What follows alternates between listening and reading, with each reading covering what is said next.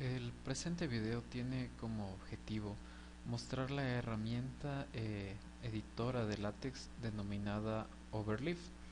Básicamente, como se había comentado antes, LaTeX es un editor que me permite escribir artículos, ¿sí?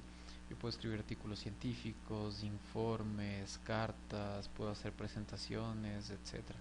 Una de las ventajas que tiene LaTeX es que es un editor de texto en el cual yo voy a tener una muy buena calidad en los documentos, ¿sí? Generalmente en áreas de ingeniería es uno de los editores más utilizados y en el área de investigación podría decirse que es el único editor, si se puede decir, para obtener documentos de muy buena calidad, porque me permite escribir ecuaciones con gran cantidad de información, puedo colocar imágenes, etcétera. Entonces, básicamente en este pequeño tutorial vamos a ver un editor de texto denominado Overleaf, que es un editor de texto látex web. Una de las ventajas es que este editor me va a evitar que yo tenga que estar instalando látex en mi computador. Látex junto con el editor que yo debería utilizar posiblemente me va a ocupar unos 3-4 gigabytes de memoria porque es necesario instalar muchas librerías para que látex pueda correr de manera adecuada. Sin embargo, eh, se ha creado este editor de texto denominado Overleaf, ¿sí? Que nos va a evitar todo esto, y la ventaja es que nosotros únicamente necesitamos un browser para poder acceder a él.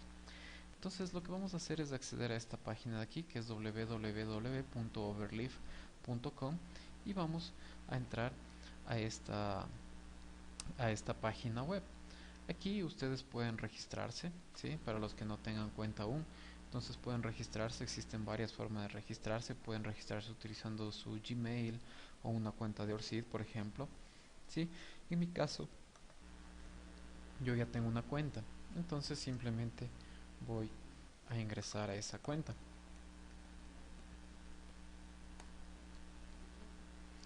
Overleaf se caracteriza porque tiene la versión gratuita, sí, que podemos utilizarla sin problema, pero también tiene algunas versiones que son pagadas.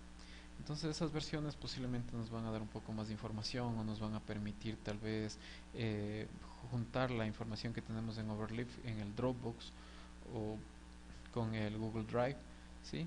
Obviamente tienen un costo más o menos de unos $10 más o menos, un poco más mensual, pero para nuestro uso es suficiente la versión libre que ellos tienen.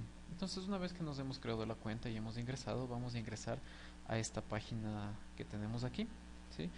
En mi caso, aquí aparecen estos archivos porque son algunos proyectos que yo ya tenía. En su caso va a aparecer esto de aquí vacío.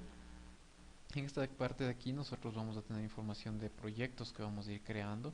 Una cosa bastante interesante también es que yo puedo ir creando nuevos proyectos, puedo compartir proyectos, ¿sí? Si ustedes ven aquí, yo puedo crear proyectos en blanco, tengo algunos ejemplos.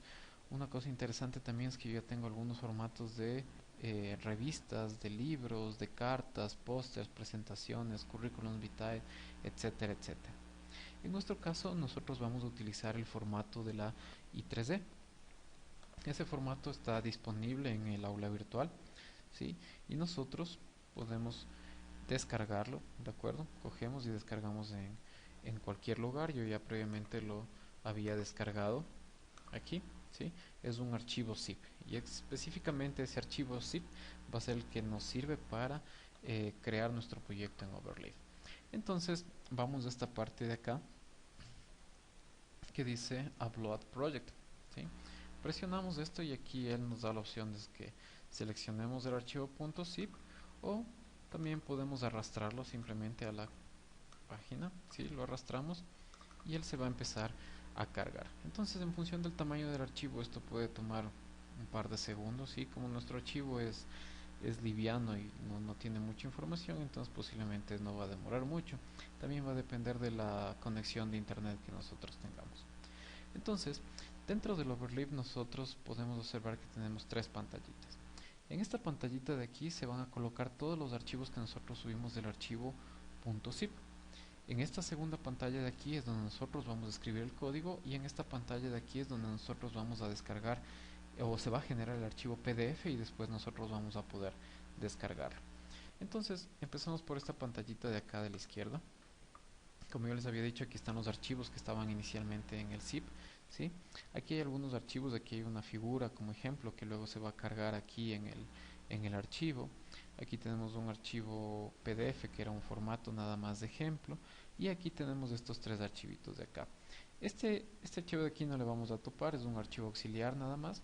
Este de aquí es la clase creada por la I3D. Básicamente la clase es una especie de función que va a indicarle al documento cómo tiene que hacer el formato, tipo de letra, etcétera, etcétera, etcétera. Entonces nosotros no nos vamos a preocupar de ese, porque ese ya es un parámetro definido, o podría decirse un archivo, un formato definido por la I3D. Entonces nosotros en realidad vamos a trabajar con este documento de aquí, aquel que dice .text. Entonces yo puedo enviar esto para allá, ¿sí? Y me voy a quedar solo con mis dos pantallitas. Entonces aquí ustedes van a ver muchas líneas de código. Muchas de esas líneas de aquí eh, le van a indicar al archivo cómo va a ser. Aquí por ejemplo dice que es un documento para un journal, que el tamaño de letra es este de aquí. Aquí le están indicando la clase que debe trabajar. Aquí hay algunas librerías que yo puedo utilizar. Aquí, por ejemplo, yo puedo setear el tamaño de la página, etcétera, etcétera. Una de las ventajas es que toda la información relacionada con látex está disponible en internet, entonces nosotros simplemente podemos entrar a Google, buscamos algún tema en específico y con seguridad lo vamos a encontrar. Al principio puede que nos dé un poco de trabajo acostumbrarnos a látex, sí, pero por experiencia les digo, una vez que ya trabajemos un par de veces con este editor de texto, la verdad nos va a ayudar muchísimo, porque no tenemos que estarnos preocupando con formatos, con numerar secciones de ecuaciones, figuras, etcétera. Esto nos va a ayudar muchísimo cuando ya tengamos el formato. Eh, vamos viendo algunas partes de aquí, por ejemplo. Aquí tenemos el comienzo del documento y aquí tenemos el título, ¿sí? Aquí en esta parte del título nosotros podemos modificar. Aquí, por ejemplo, yo voy a modificar. Observen que inicialmente estaba ahí 3D Format for Papers, que es el título de acá, y yo lo he aumentado for UDLA. Y aquí vamos a compilar, ¿sí? En este archivito de aquí, y se va a generar nuestro nuevo título. Miren, solo cambiando ahí yo ya logré modificar el título. Lo voy a dejar como estaba. De acuerdo, borro, vuelvo a recompilar y el título vuelve a estar como estaba. Entonces este botoncito de aquí nos permite compilar lo que está acá y nos va a generar la información aquí. Aquí por ejemplo yo también tengo los nombres de los autores, autor 1, autor 2, autor 3, ya puedo ir reemplazando esa información. Por ejemplo, podemos poner aquí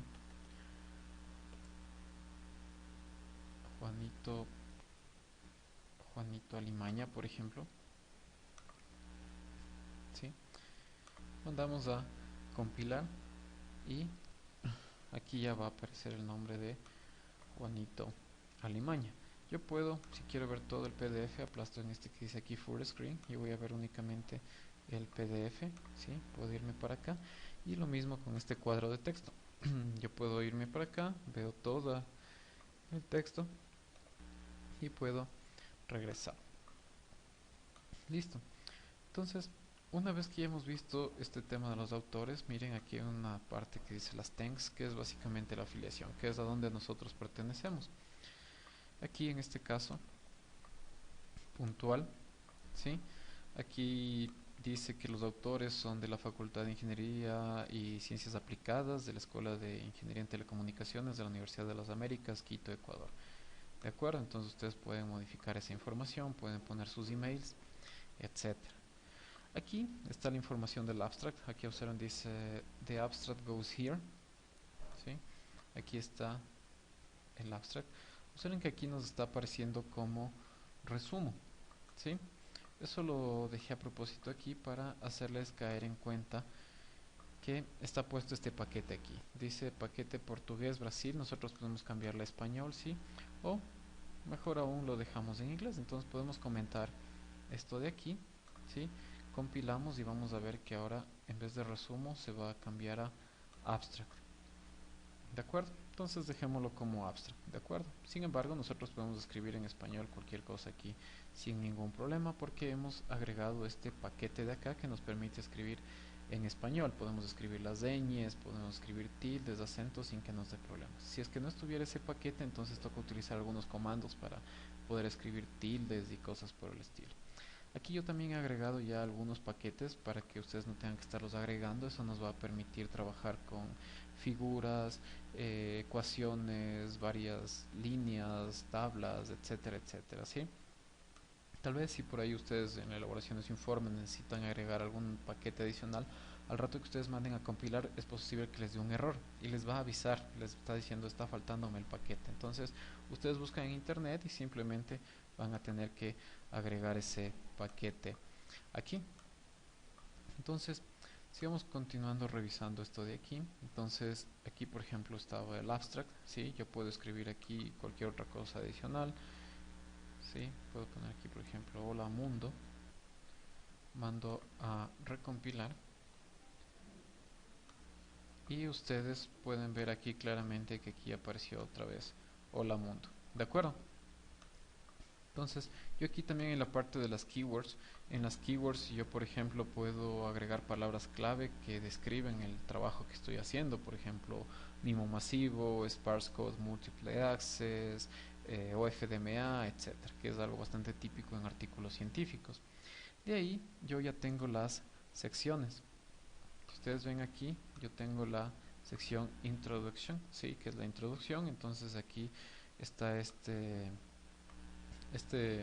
comando aquí que simplemente es para hacer esta T de acá más grande, y aquí habla un poquito de la introducción, que esto va aquí.